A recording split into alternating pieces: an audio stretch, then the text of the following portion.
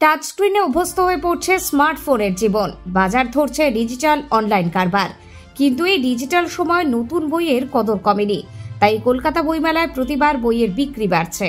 কিন্তু পাঠকদের জন্য এই প্রথমবার বইমেলায় বন্ধ করে দেওয়া হয়েছিল কাগজের ম্যাপ। ভরসা রাখা হয়েছিল শুধুমাত্র কিউআর কোডের ওপর, যেখানে স্ক্যান করলে মিলেছে অনলাইন ম্যাপ। কিন্তু বহু মানুষের হাতে এখনো স্মার্টফোন নেই, অনেকে ঠিকমতো স্ক্যানও করতে পারেননি। সেই বহু বইপ্রেমী এবার পছন্দের স্টল খুঁজতে গিয়ে চরম সমস্যায় পড়েছিলেন। তাই শুধুমাত্র কিউআর কোডে আর ভরসা নয়, আগামী বইমেলায় ফিরতে চলেছে চেনা কাগজের ম্যাপ।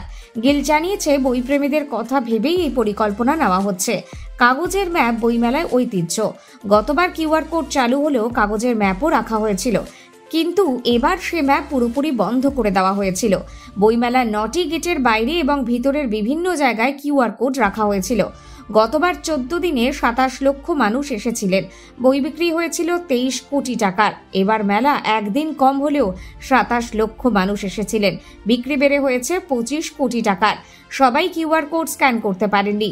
এবার প্রতিদিন অসংখ্য মানুষ গিল্ড অফিসের সামনে গিয়ে কাগজের ম্যাপের খোঁজ করেছেন, কিন্তু নিরাশ হয়ে তাদের ফিরতে হয়েছে। বহু বইপ্রেমীর কথায়, ডিজিটাল যুগে তারা কাগজের পাতায় ছাপা অক্ষরের বই কিনতে মেলায় যান। তাহলে কাগজের ম্যাপ তুলে দিয়ে ডিজিটাল করা হচ্ছে কেন? তাদের যুক্তি, স্মার্টফোন ব্যবহারকারীর সংখ্যা বেশি, তাই কিউআর কোড অবশ্যই থাকুক, কিন্তু সেই সঙ্গে পুরনো কাগজের ম্যাপও থাকুক, যাতে সকলের সুবিধা হয়। কারণ শিশু, তরুণ থেকে বৃদ্ধ, বইমেলা তো সবার।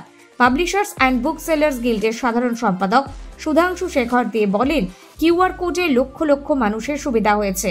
এবার লোকেশন যুক্ত করা স্টল খুঁজে পেতেও সুবিধা হয়েছে। তবে এটা ঠিক, বহু মানুষ কাগজের ম্যাপও চাইতে এসেছিলেন। আমরা বিষয়টি লক্ষ্য করেছি, তাই পরিকল্পনা নিচ্ছি যাতে আগামী বইমেলায় কিউআর কোডের সঙ্গে কাগজের ম্যাপও কিছু থাকে। যারা স্ক্যান করতে পারবেন না, তারা সেই চেনা ম্যাপ সংগ্রহ করতে পারবেন।